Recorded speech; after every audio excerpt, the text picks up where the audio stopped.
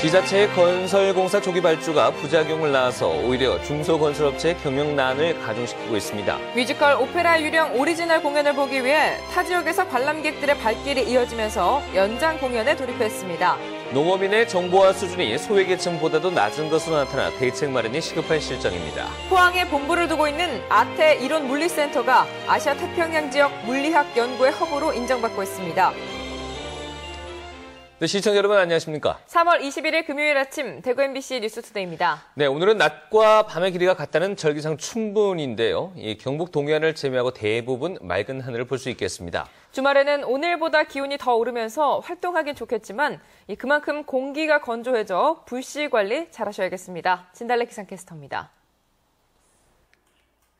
봄이 본격적으로 시작된다는 절기 춘분인데요. 오늘은 대체로 맑은 하늘을 볼 수 있겠지만 낮부터 늦은 오후 사이 경북 동해안은 산발적으로 빗방울이 떨어지는 곳이 있겠습니다. 오늘 아침은 다소 쌀쌀합니다.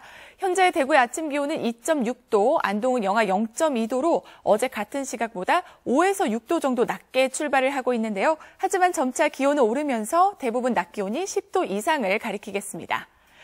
주말에는 한층 더 포근하고 맑아서 야외 활동하기 좋겠는데요.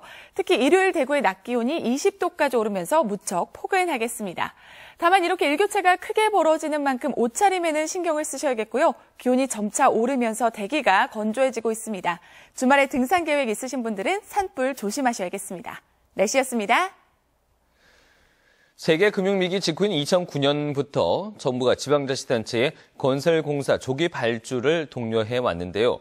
공사가 한꺼번에 몰리다 보니 각종 비용이 상승하는 데다 오히려 연말엔 일감이 없어 중소건설업체들이 경영난을 겪는 부작용이 생기고 있습니다. 도근엽 기자가 취재했습니다. 세계금융위기 직후였던 지난 2009년, 정부는 지역 경기 활성화를 위해 지방자치단체에 예산 조기 집행을 독려하고 경쟁을 유도해 건설공사를 상반기에 조기 발주하는 비율이 한때 90%까지 올라갔습니다. 정부가 지난해부터 지방재정 집행 지침을 조기 집행에서 균형 집행으로 바꿨지만 지방자치단체가 발주하는 건설공사가 상반기에 집중되는 현상은 여전합니다. 대구시는 올해 공사 발주 금액의 81%를, 경상북도 역시 발주 금액의 54%, 공사 건수의 94%를 상반기에 발주합니다. 짧은 기간에 공사가 몰리자 자재값이 오르고 일손도 부족해 공사 비용이 늘어나면서 오히려 업체들의 부담이 커졌습니다. 한 60% 정도 상반기에 할 수 있는 인력하고 장비가 있는데 80%를 쏟아내다 보니까 부족 현상이 일어나다 보니까 타시군에도 또 불러와야 되고. 공사 감독을 할 공무원이 한정돼 있고 공사 기간을 무리하게 단축하다 보니 부실 공사까지 우려되는 상황입니다.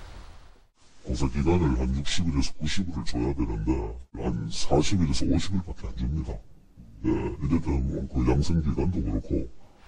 일감이 없는 하반기에 영세업체들은 경영난을 겪기도 합니다. 분기별로 균형적으로 발주해 주시면 저희도 전체적으로 공사하는 데도 품질도 좋아질 것이고 또 인력이라든가 장비라든가 수급도 균형적으로 수급 조달이 잘 이루어지기 때문에 예산 조기 집행의 부작용이 적지 않은 만큼 정부가 지자체에 명확한 지침을 내려달라는 것이 중소건설업체들의 바람입니다. MBC 뉴스 도건협입니다. 교육부가 대구대학교 학교법인 영광학원 이사 전원을 해임한 데 반발해서 종전재단 측 이사들이 교육부 장관을 상대로 행정소송을 제기했습니다. 대구대학교 정상화를 위한 교직원 공동대책위와 학교법인 영광학원의 전 이사 박영선 씨 등은 어제 교육부 장관을 상대로 임원 취임 승인 취소 처분, 취소 소송을 서울행정법원에 냈다고 밝혔습니다. 공동대책위 등은 소송과 함께 임원 해임 처분의 집행을 정지해달라는 가처분 신청도 했습니다.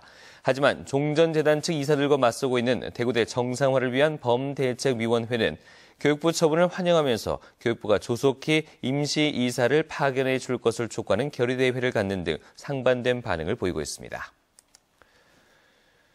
지난해 완공됐지만 웜업장 문제로 법정 다툼까지 가는 바람에 정식 개관을 하지 못했던 육상진흥센터가 오늘 개관식을 갖고 정식으로 문을 엽니다. 대구 수성구 미술관로에 있는 국내 최초 실내 육상 경기장인 육상진흥센터는 연면적 21,500여 제곱미터, 지상 4층으로 200m 트랙과 60m 허들 트랙 등을 갖추고 있는데 장대 높이 뛰기나 포환 던지기 같은 다양한 필드 경기도 할 수 있습니다.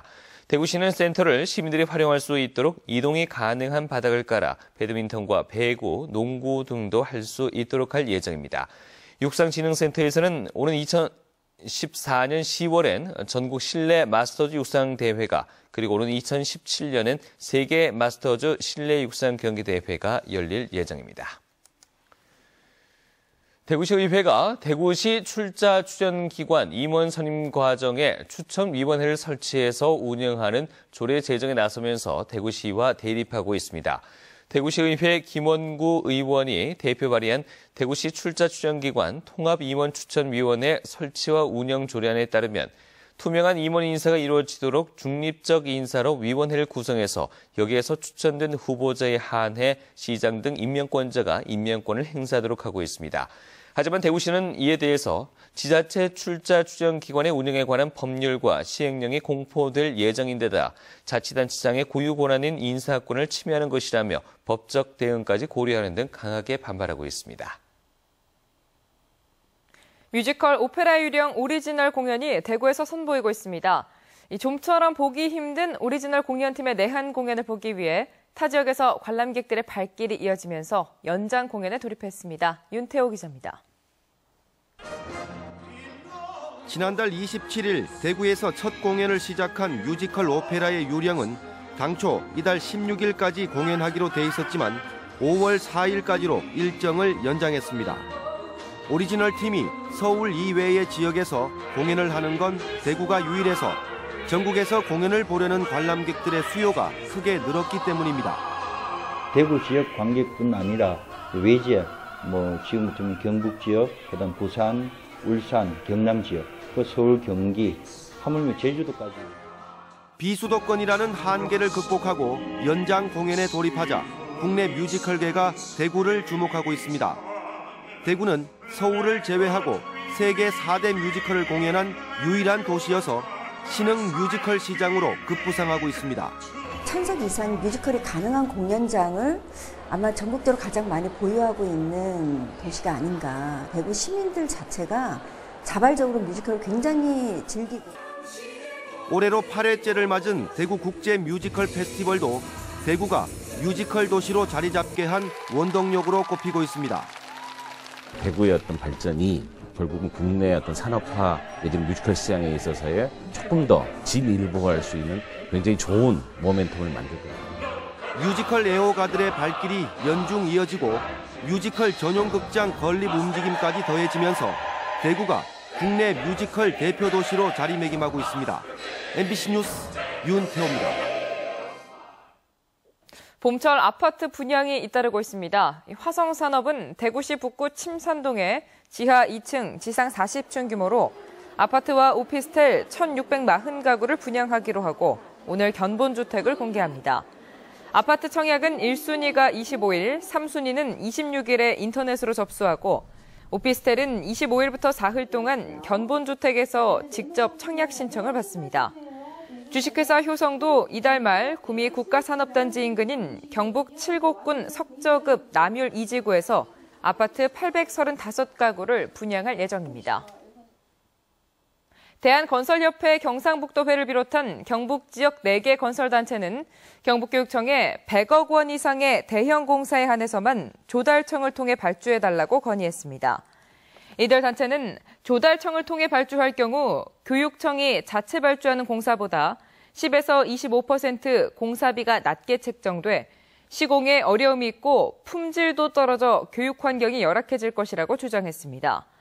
전국 시도교육청이 조달 발주하는 공사의 금액 기준은 경북과 경남교육청이 5억 원 이상, 나머지 교육청은 20억 원에서 100억 원 이상의 공사나 신설학교 공사에만 적용하고 있습니다.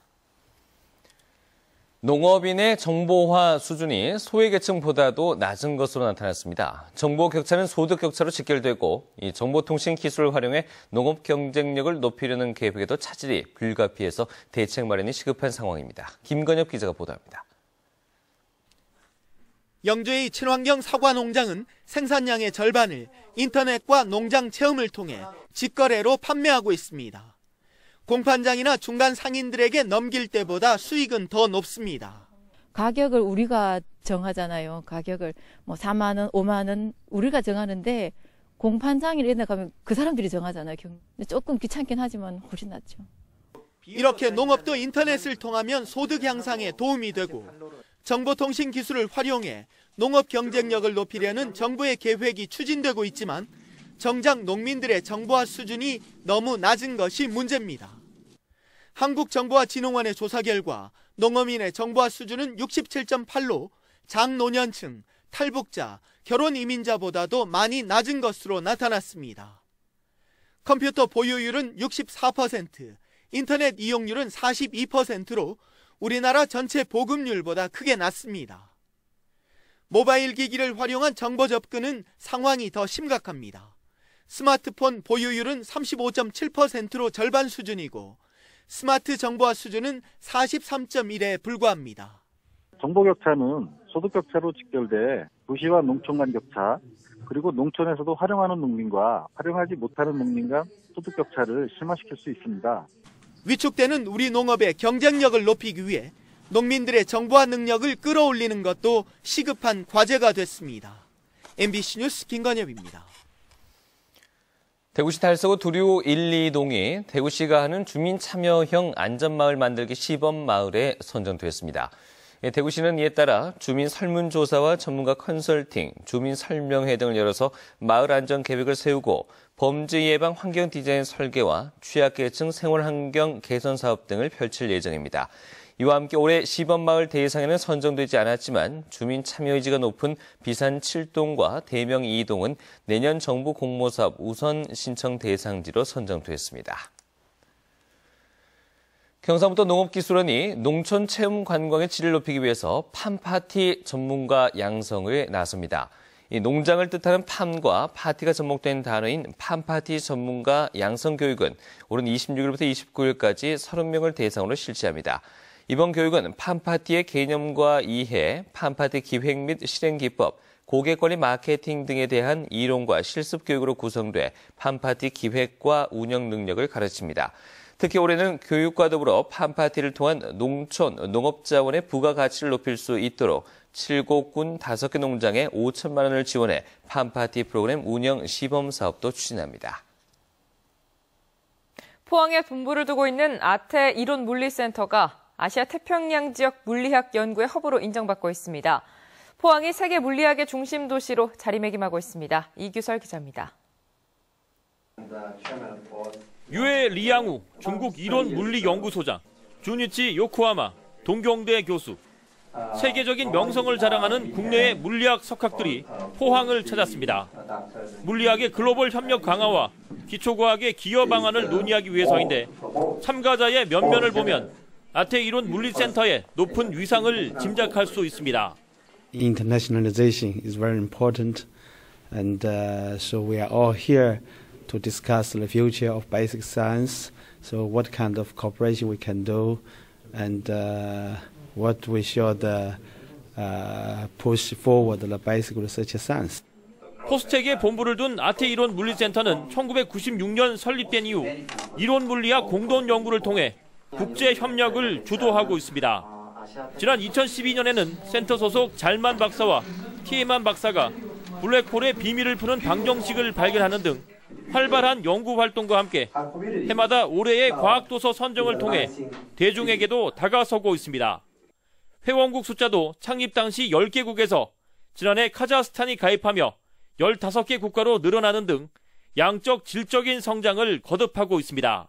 아태 지역의 10여 개국의 대표가 참여하는 국제 포럼을 계기로 해서 아태 이론물리연구소가 아시아 태평양 분야뿐만 아니라 세계를 대표하는 그런 연구소로 성장하는 계기로 만들도록 하겠습니다. 포항에 본부를 둔 아시아 태평양 물리센터가 전 세계 석학들의 글로벌 협력 연구단체로 입지를 다져가고 있습니다. MBC 뉴스 이규설입니다. 유엔이 정한 세계 물의 날을 하루 앞두고 대구에서 기념 행사가 열립니다. 오늘 오후 계명대학교 행소박물관에서 열릴 물의 날 기념식은 내년에 대구 경북에서 열릴 세계 물포럼 홍보 동영상과 환경노래 공연을 시작으로 물관리 유공자 포상의 순으로 진행됩니다. 기념식이 끝난 뒤에는 물과 건강을 주제로 한 특강과 물과 에너지를 주제로 한 강연과 전문가 토론이 있을 예정입니다. 경상북도가 산업체에 종사하는 숙련 기술자를 대상으로 경상북도 최고 장인을 선발합니다.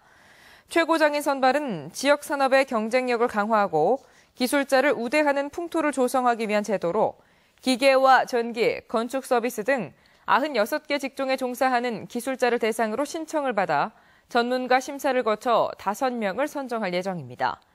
신청 자격은 공고일 현재 경북 도내에 주민등록이 되어 있고 접수일 현재 도내에 소재한 산업체에서 종사하고 있어야 하며 동일 직종에서 15년 이상 근무한 경력이 있어야 합니다. 경북지방우정청은 노인 대상 금융 사기를 막아줄 실버 금융보안관 800여 명을 선발했습니다. 실버 금융보안관은 금융기관과 교사, 퇴직자, 경로당 회장 등으로 구성됐는데 앞으로 지역 경로당과 노인복지회관 등지를 돌면서 노인들을 대상으로 전화 금융사기 예방법과 피해 사례 등에 대해 교육하게 됩니다. 경북지방우정청은 갈수록 지능화하는 금융사기에 노인들이 상대적으로 취약해 봉사단을 만들게 됐다고 밝혔습니다. 시민들에게 도시농업을 널리 보급하고 관련 정책을 제안하기 위한 대구 도시농업시민협의회가 발족해 오늘 창립총회를 엽니다.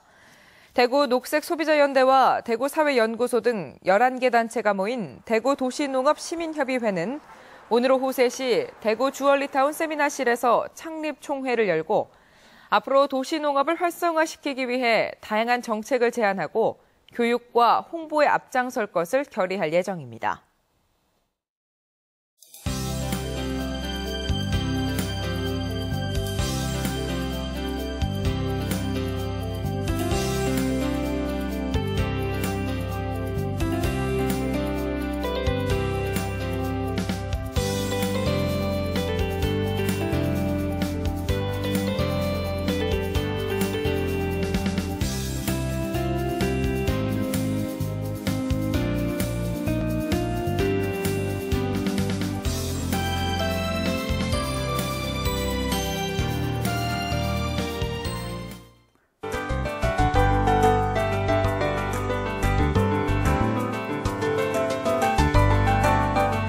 낮과 밤의 길이가 같아지면서 본격적으로 봄이 시작된다는 절기 춘분인데요. 오늘은 대체로 맑은 하늘을 볼 수 있겠지만 낮부터 오후 사이 경북 동해안은 산발적으로 빗방울이 떨어지는 곳이 있겠습니다. 오늘 아침은 다소 쌀쌀합니다. 현재 대구의 아침 기온은 2.6도, 안동은 영하 0.2도로 어제 같은 시각보다 5에서 6도 정도 낮게 출발을 하고 있는데요. 점차 기온이 오르면서 낮 기온은 10도를 대부분 넘어서겠습니다. 현재 보시는 것처럼 대체로 맑은 하늘을 볼 수 있겠습니다. 하지만 여전히 안개가 짙게 끼어 있는데요. 가시거리가 짧기 때문에 출근길 운전하시는 분들은 특히 주의를 하셔야겠습니다. 현재 대구는 3도, 청도는 영하 1도로 어제 같은 시각보다 5에서 6도 정도 낮게 출발하고 있습니다. 낮 최고 기온은 대구 14도, 영천과 청도 13도로 어제보다 2도가량 높겠습니다. 대체로 맑은 가운데 어제 영상권을 가리키던 김천은 현재 영하 2도로 뚝 떨어졌습니다. 낮 최고 기온은 13도까지 오르면서 일교차가 크게 벌어지겠습니다. 현재 봉화는 영하 4도로 다른 지역에 비해 낮은 기온을 보이고 있는데요. 낮 기온도 10도를 넘어서지는 못하면서 약간 쌀쌀하겠습니다. 포항은 현재 2도, 경주는 1도를 가리키고 있는데요. 울릉도와 독도는 아침에 가끔 비나 눈이 오는 곳이 있겠습니다. 물결은 최고 4m까지 높게 일겠습니다. 토요일인 내일 등산지 날씨는 대체로 맑겠습니다. 산에 오르기에는 좋은 날씨지만 대기가 건조해 등산 계획 있으신 분들은 산불 조심하셔야겠습니다. 주말에는 대체로 맑고 포근한 날씨가 이어지다가 다음 주 화요일 또 한 차례 비 소식이 있겠습니다. 진달래의 마지막 날씨 예보였습니다.